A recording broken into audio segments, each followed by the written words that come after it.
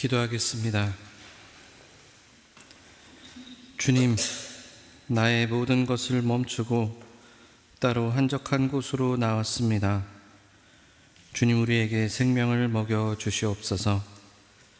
이 시간 말씀 앞에 섰사오니 주님 한 말씀만 하시옵소서. 내가 듣겠나이다. 생명의 떡이신 예수님 이름으로 기도드립니다. 아멘. 우리는 그동안 오병이어 기적부터 시작을 해서 마태복음의 이야기를 지나오고 있습니다. 오병이어를 지나 예수님께서 물 위를 걸은 이야기, 그리고 바리새파 사람들과 율법학자들이 장로들의 전통 문제로 예수님에게 따지는 장면과 대조하여 가나안 여인의 믿음의 이야기를 설교를 통해 들었습니다. 가나안 여인의 믿음 이야기 뒤에 마태복음 15장은 칠병이어의 이야기로 마무리됩니다. 이 칠병이어 이야기는 나중에 설교로 만날 기회가 있으리라고 믿습니다. 오늘은 마태복음 16장의 이야기를 만나고자 합니다. 오병이어를 경험하고 예수님께서 풍랑이 휘몰아치는 바다 위를 걸으시고 이제는 무대를 이방 도시인 두로와 시돈으로 옮겨서 가나안 여인의 귀신 들린 딸을 치유하시고 또 그곳에서 많은 병자들을 고치셨습니다. 그리고 예수님을 쫓느라 사흘이나 굶은 무리들을 빵 7개와 물고기 몇 마리로 먹이셨습니다. 그 자리에서 배불리 먹은 사람의 수는 아이와 여자를 제외하고 성인 남성만 4,000명이었습니다. 그렇게 많은 이적들, 특별히 예수님이 누구신지 드러내는 그 많은 일들과 논쟁을 겪은 후에 마태복음 16장에 와서 바리새파 사람들과 사두개인들은 예수님에게 와서 예수님을 시험하느라고 하늘의 표징을 자기들에게 보여달라 하고 요청을 합니다. 그들의 미련한 요청에 예수님은 너희는 저녁 때에는 하늘이 붉은 것을 보니 내일은 날씨가 맑겠구나 하고 아침에는 하늘이 붉고 흐린 것을 보니 오늘은 날씨가 굳겠구나 한다. 너희는 하늘의 징조는 분별할 줄 알면서 시대의 징조들은 분별하지 못하느냐 라고 하시면서 악하고 음란한 세대가 표징을 요구하지만 이 세대는 요나의 표징 밖에는 아무 표징도 받지 못할 것이다 하는 말씀을 남기시고 그 자리를 떠나버리십니다. 예수님의 말씀에 등장하는 이 요나는 이방 땅 니느웨에 복음을 전하라는 하나님의 말씀을 어기고 다시스로 떠나다가 풍랑을 만나서 물고기 뱃속에서 3일을 있었습니다. 3일간 죽은 것이나 다름없었습니다. 이미 병을 고치시고 수천 명의 사람을 먹이시고 풍랑까지 다스리시는 그 모습을 보여주셨지만 사람들은 또 요구합니다. 이것은 그래도 내가 못 믿겠습니다. 더 보여주십시오 하는 것이 아닙니다. 그냥 예수님을 믿기 싫은 것입니다. 받아들이는 것 자체가 싫은 것입니다. 이제 더 이상 뭘 더 보여줘야만 믿겠습니까? 정말 이 사람들은 믿기 싫고 인정하기 싫었던 것입니다. 정작 이방인들은 믿고 돌이키는데 이 사람들은 눈앞에 뻔히 보고도 예수님을 거부하고 있었습니다. 이 설전 뒤에 예수님께서는 제자들에게 바리새파 사람들과 사두개파 사람들의 누룩을 주의하라고 경계하라고 말씀하십니다. 그들의 가르침과 사고 방식, 사상 등을 조심하라는 뜻입니다. 눈에 보일 듯 말 듯한 아주 작은 누룩이 결국 반죽 전체에 퍼지듯이 그들의 작은 생각 하나가 온 삶을 지배하는 것을 경계하라고 말씀하신 것입니다. 그런데 그 누룩을 주의하라는 예수님의 말씀에 제자들은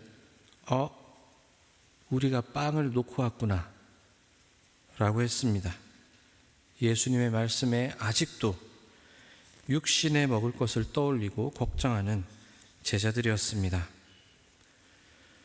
예수님은 계속해서 자기 자신을 드러내셨지만 사람들은 예수님을 제대로 알지 못했습니다. 오히려 바리새파 사람들과 사두개파 사람들의 누룩을 조심해야 했습니다. 겉은 하나님을 말하고 경건을 말하면서도 그 속은 지독하게도 자기 중심으로 돌아가며 하나님은 그저 자신의 옳음과 의로움을 드러내기 위해 이용하는 도구에 불과했습니다. 특히나 사두개인들은 부활이 없다 하고 영적인 세계를 아예 부정하는 사람들이었습니다. 보이는 것만 믿는 사람들, 그리고 그것이 옳고 논리적이고 체계적이며 합리적이라고 믿는 사람들이었습니다. 예수님은 왜 사두개인과 바리새인들과 논쟁 이후에 제자들에게 그들의 누룩을 경계하라고 경고하셨을까요? 아마 제자들 또한 그 방향으로 가고 있었기 때문 아니었겠습니까? 그러니 논쟁 이후에 제자들을 가르치시거나 저 사람들이 무엇을 잘못했는지 설명하지 않았고 제자들에게 경고를 하신 것입니다. 아니나 다를까 그들의 누룩을 주의하라는 예수님의 말씀에 제자들은 우리가 빵을 놓고 왔다며 걱정합니다. 중심에 하나님 대신 사람을 두는 그들의 방식을 제자들이 닮아가고 있었던 것입니다. 그런 그들이 예수님과 함께 빌립보의 가이사랴 지방에 이르렀습니다. 이 도시 이름 중에 빌립보가 의미하는 것은 당시 분봉왕 빌립이 다스리던 지역이라는 뜻입니다. 그러니까 가이사랴 빌립보, 빌립보의 가이사랴 하는 이 이름은 분봉왕 빌립이 다스리는 지역에 있는 가이사랴라는 도시라는 말입니다. 왜 이렇게 불렀냐 하면 가이사랴라는 도시가 다른 곳에도 있었기 때문입니다. 지금 독일에서는 강 이름을 붙여서 같은 이름의 도시들을 구별하듯이 당시에는 그 지역을 다스리던 왕의 이름을 빌려서 도시를 구별하고는 했습니다. 그런데 왜 가이사랴라는 지명은 한둘이 아니었을까요? 이 가이사랴라는 말은 바로 카이사르, 즉 로마의 황제를 뜻하는 말입니다. 그러니까 분봉왕 빌립이 도시를 재건하면서 로마에 대한 충성을 보이기 위해서 카이사르의 도시이다, 황제의 도시이다 라고 이름을 붙인 것입니다.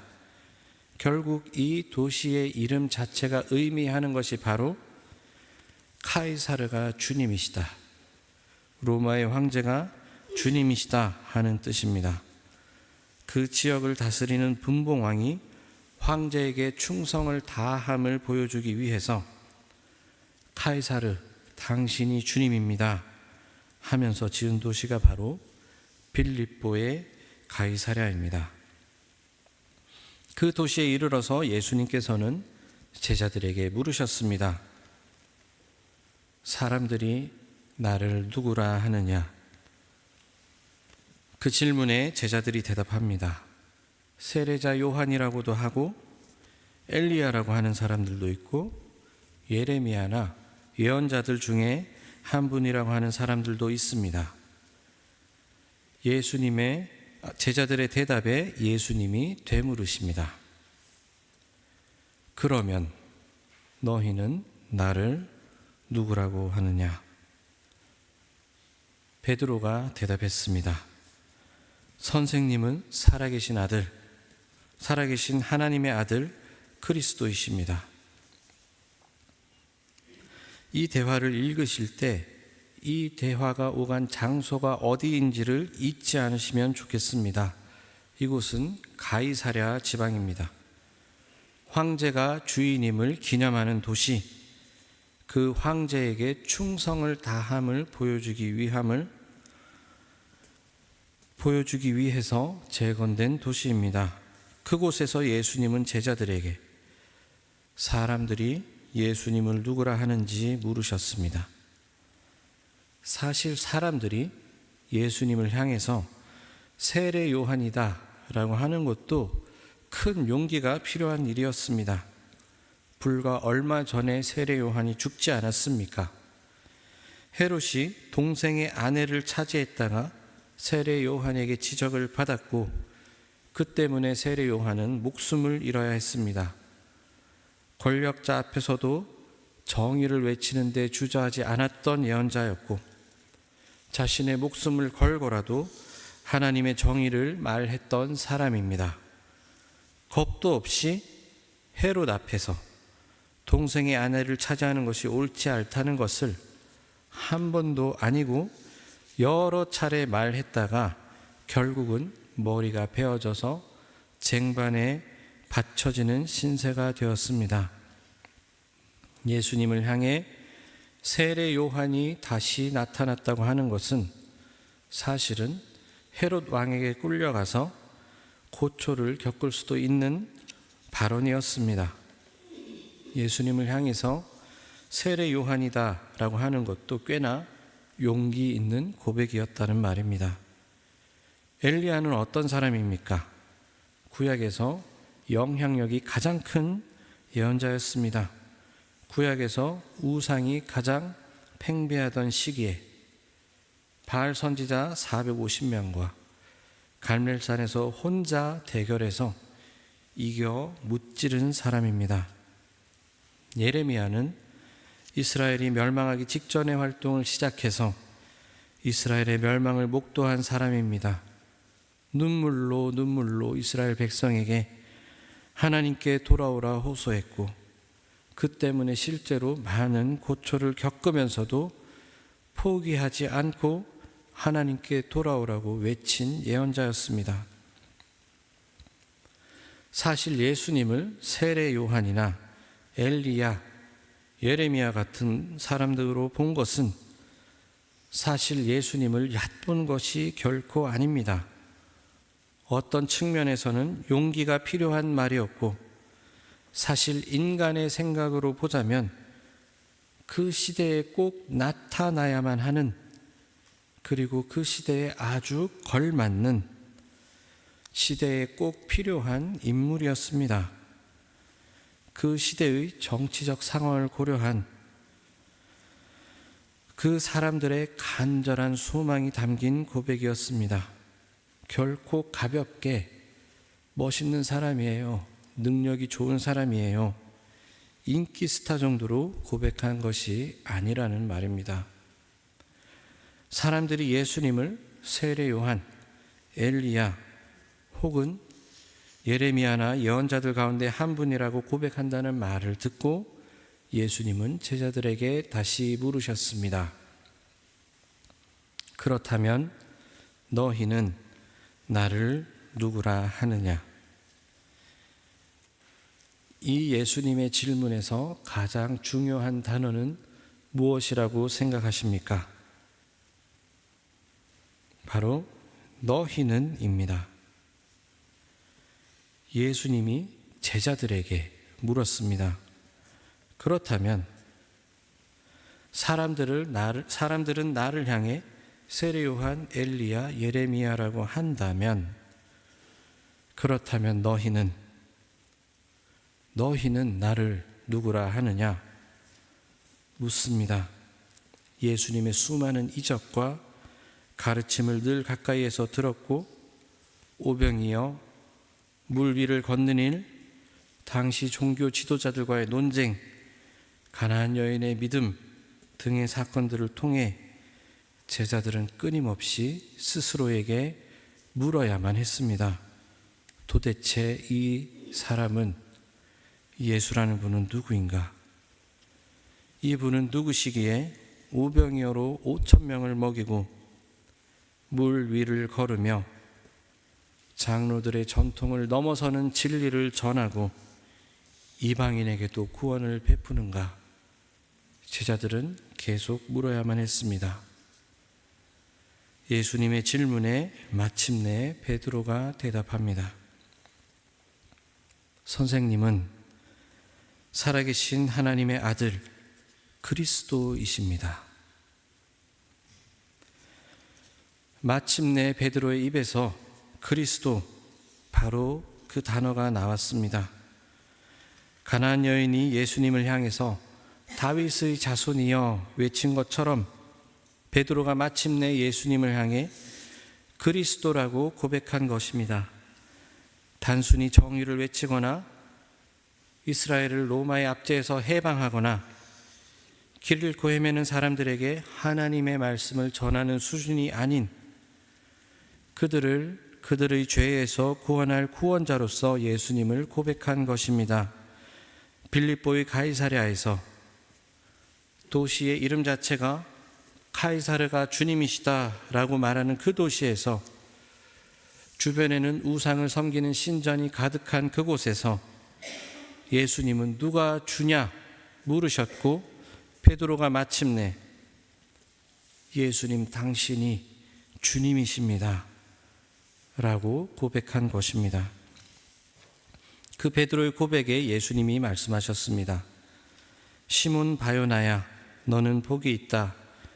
너에게 이것을 알려주신 분은 사람이 아니라 하늘에 계신 나의 아버지시다. 나도 너에게 말한다. 너는 베드로다. 나는 이 반석 위에다가 내 교회를 세우겠다. 죽음의 문들이 그것을 이기지 못할 것이다. 베드로의 고백은 사람의 수준에서, 사람의 논리에서 나올 수 없는 고백이었습니다. 그러니 예수님께서 베드로에게 하늘에 계신 아버지께서 알려주신 것이다 라고 말씀하셨습니다. 그리고 예수님은 그 고백을 한 베드로의 이름을 빗대어서 이 반석 위에다가 교회를 세우겠다고 말씀하셨습니다. 베드로라는 이름의 뜻이 반석을 의미합니다. 그러나 예수님께서 말씀하신 반석은 베드로를 말한 것이 아니었습니다. 베드로를 말한 것이 아니라 베드로의 고백을 말하는 것입니다. 베드로가 고백한 주는 살아계신 하나님의 아들 그리스도라는 그 고백 위에다가 예수님은 교회를 세우겠다 말씀하셨습니다. 사실 헬라어 원문을 보면 베드로의 이름 페트로스는 작은 돌, 돌멩이를 의미합니다. 그러나 예수님께서 말씀하신 반석 페트라는 베드로의 이름에서 어미가 바뀌어서 반석, 기초를 의미하는 단어입니다. 베드로는 한 작은 개인일 뿐이지만 그가 고백한 예수님은 반석이 되어 교회의 기초가 되었습니다. 그런데 여기서 한 가지 더 놓치지 말아야 할 것이 있습니다. 예수님은 베드로의 고백을 듣고 이 반석 위에 교회를 세우겠다 한 것이 아니라 이 반석 위에 나의 교회를 세우겠다 했습니다. 교회를 뜻하는 단어 헬라어로 에클레시아라는 단어는 사실 당시에 굉장히 흔히 쓰이는 단어였습니다. 즉, 그 당시에 이미 에클레시아들이 많았다는 소리입니다. 정치적인 용어로서 집회나 공식 회의를 뜻하는 말이었습니다. 하지만 예수님은 베드로의 고백 위에 예수님의 에클레시아를 세우겠다고 선포하십니다. 당시 사람들이 모이는 곳은 많았습니다. 카이사르를 왕으로 모시면서 많은 집회를 했고, 어떻게 살아남고 어떻게 살아가야 하고 어떻게 생존할지 회의를 위해서 모였습니다. 그러나 예수님이 주인 대신 예수님의 에클레시아는 달라야만 합니다. 예수님을 하나님의 아들로 고백하고, 예수님을 주님으로 고백하고, 예수님을 그리스도로 고백하는 그 고백이 예수님이 주인 되신 교회의 기초입니다. 이 모든 대화가 오간 곳은 바로 다름 아닌 가이사랴 빌립보였습니다. 사랑하는 듀셀도르프 한인교회 성도님 여러분, 여러분들은 어떤 여정을 살고 계십니까? 오늘은 특별히 어버이 주일입니다. 그동안 여러분들은 어떤 여정을 걸어오셨습니까? 한 가정을 이루고 이 낯선 곳에서 여기까지 오시는데 얼마나 많은 고생을 하셨습니까? 얼마나 마음 졸이고 근심 걱정하며 사셨습니까? 그 모든 여정을 지나신 분들입니다. 그리고 지금도 우리는 여정 속에 있습니다. 우리 모두는 길을 걷는 사람들입니다. 시간이라는 강 위에 던져져서 하염없이 멈춤 없이 앞으로 나아가야만 하는 존재들입니다. 지금 오늘 여러분들은 인생의 어떤 챕터를 지나고 계십니까? 그동안 우리 모두는 빌립보의 가이사랴를 지나며 부모로서 가장으로서 살아남기 위해서 애쓴 사람들입니다. 그리고 우리는 지금도 빌립보의 가이사랴에 서 있는 사람들입니다. 이 세상은 우리에게 기술이 최고야, 논리와 이성이 최고야, 풍요가 최고야, 군사적인 힘이 최고야 라고 말하고 있습니다. 불과 몇 달 전만 해도 기름값이 이렇게 오를 줄 누가 알았겠습니까?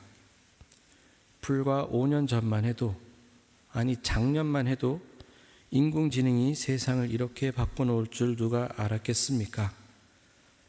한 2달 전부터 저희가 독일어 설교를 주보로 따로 만들어서 하고 있습니다. 그런데 그것이 인공지능으로 번역을 하고 있습니다.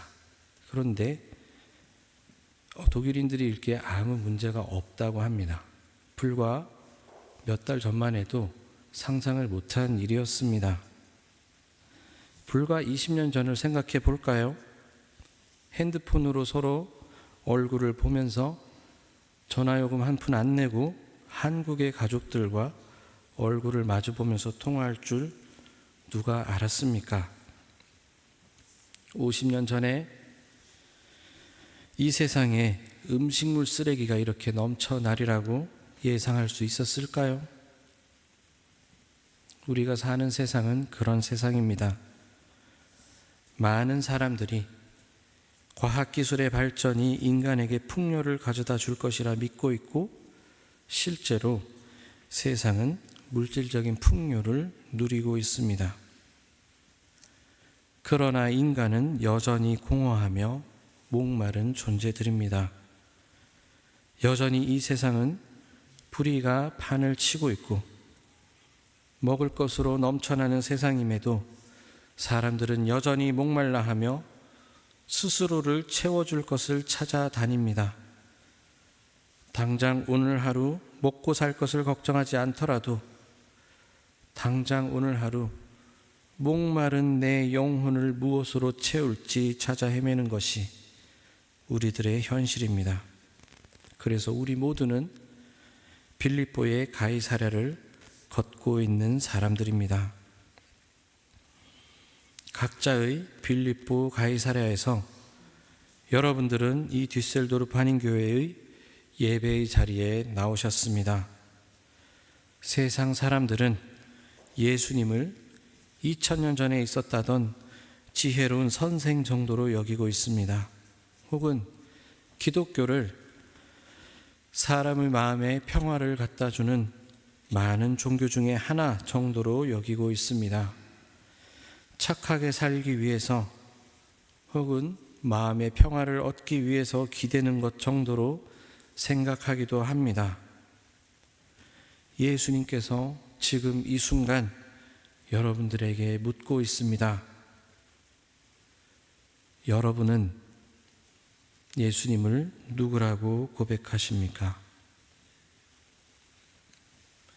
오늘 하루 가이사랴 빌립보를 사는 나에게 매일매일 순간순간 예수님이 묻고 계십니다. 그렇다면 너는 나를 누구라고 하느냐?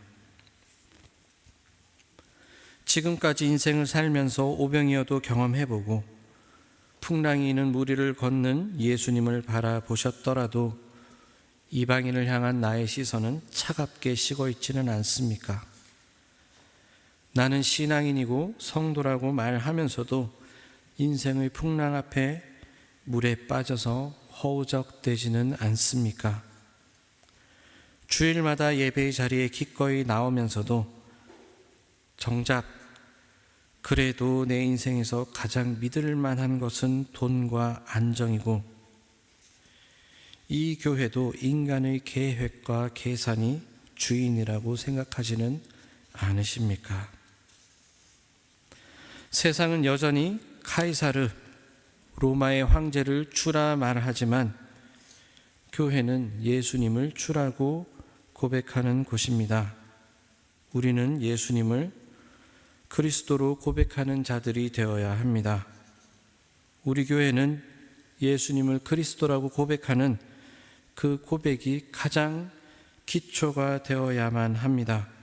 비록 우리 교회가 그리고 우리가 이 세상의 한가운데 빌립보의 가이사랴 한가운데 서 있더라도 우리는 용기를 내어서 그럼에도 불구하고 나의 예수님은 살아계신 하나님의 아들이다 고백하고 나의 예수님이 그리스도다 고백할 수 있어야 합니다.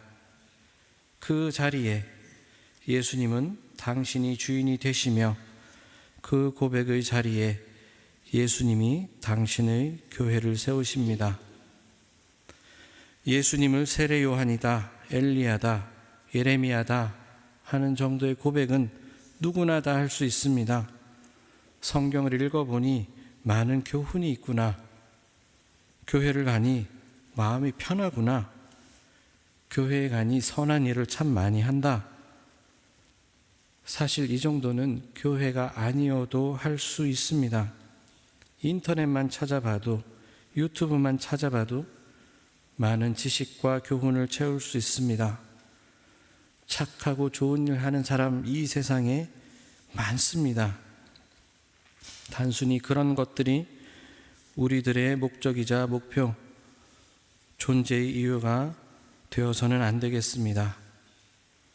오늘 내가 선 자리를 발견하십시오. 우리 교회가 서 있는 현실을 발견하십시오. 우리는 모두 빌립보의 가이사랴에 서 있는 사람들입니다. 그런 우리에게 그리고 우리 교회에게 예수님께서는 오늘도 묻고 계십니다. 너는 나를 누구라 하느냐? 뒤셀도르프 한인교회는 나를 누구라 하느냐? 우리가 가이사랴 빌립보에 서 있는 그 가운데 예수님을 그저 훌륭하신 분, 선지자 혹은 정의를 외치시는 분 정도로 보면서 다른 그 무엇이 우리를 채우기 위해 우리들의 공허와 목마름을 해결하기를 바라지 맙시다. 그것들은 우리를 금세 다시 목마르게 할 것이며 채워도 우리를 채울 수 없습니다. 세상은 카이사르가 주라고 말하지만 우리는 예수를 그리스도라 고백하는 자들이 되기를 원합니다. 오늘 모두 가슴에 꽃을 달고 계십니다. 하나님, 제가 가이사랴 빌립보에서 평생을 풍파를 맞으며 여기까지 왔습니다. 지금 내가 서 있는 곳 또한 가이사랴입니다. 그러나 나의 주님은 예수님이십니다. 나의 그리스도는 예수님이십니다. 당신은 살아계신 하나님의 아들입니다. 라고 고백하시는 오늘이 되기를 바랍니다. 그저 입술의 고백에 그치는 것이 아니라 삶으로 주님이 그리스도이심을 고백하는 성도와 교회가 됩시다. 매일 하루 매 순간 빌립보 가이사랴를 살더라도 주는 살아계신 하나님의 아들이요 그리스도입니다 고백하는 우리가 되기를 원합니다. 그래서 예수님이 주인이신 교회가 내 삶에 채워지고 우리 디셀도르프 한인교회가 반석 위에 세워지는 예수님의 교회가 되기를 바랍니다. 내 삶에 예수님의 교회가 세워지고 그리스도를 주라고 고백하는 내 고백이 내 삶의 기초가 되어서 내 삶의 모든 영역이, 내 하루하루 모든 순간이, 내 존재의 모든 구석구석이 하나님의 사랑으로 가득 차기를 축원드립니다. 또한 우리 디셀도르프 한인교회가 무엇보다 주님을 향한 우리들의 고백 위에 든든히 세워져서 온 세상이 주인은 카이사르라고 외치더라도 우리는 흔들림 없이 예수님을 주인으로 모시고 하나님께서 인도하시는 길을 걷는 복된 주께로 성도님들 되시기를 주님의 이름으로 축원합니다. 기도하겠습니다. 주님, 오늘 우리에게 너희는 나를 누구라 하느냐 물어봐 주셔서 감사합니다. 수많은 이적을 보고도 주님을 오해했던 사람들처럼 우리의 시선이 여전히 보이는 것에 머물러 있지는 않은지 돌아봅니다. 바리새인들과 사두개인들의 누룩처럼 하나님을 말하면서도 중심에는 여전히 나 자신을 두고 살아온 우리의 모습을 고백합니다. 그러나 주님, 그럼에도 불구하고 우리를 포기하지 않으시고 다시금 너는 나를 누구라 하느냐 물으시는 그 은혜에 감사드립니다. 이 시간 우리 입술의 고백이 삶의 고백이 되게 하옵소서. 세상은 여전히 가이사랴가 주라고 말하지만 우리는 흔들리지 않고 예수님을 그리스도로 붙드는 믿음을 허락하여 주옵소서. 우리의 고백 위에 주님의 교회가 세워지게 하시고 우리의 모든 순간이 주님을 주로 고백하는 자리 되게 하옵소서. 예수 그리스도 이름으로 기도드립니다. 아멘.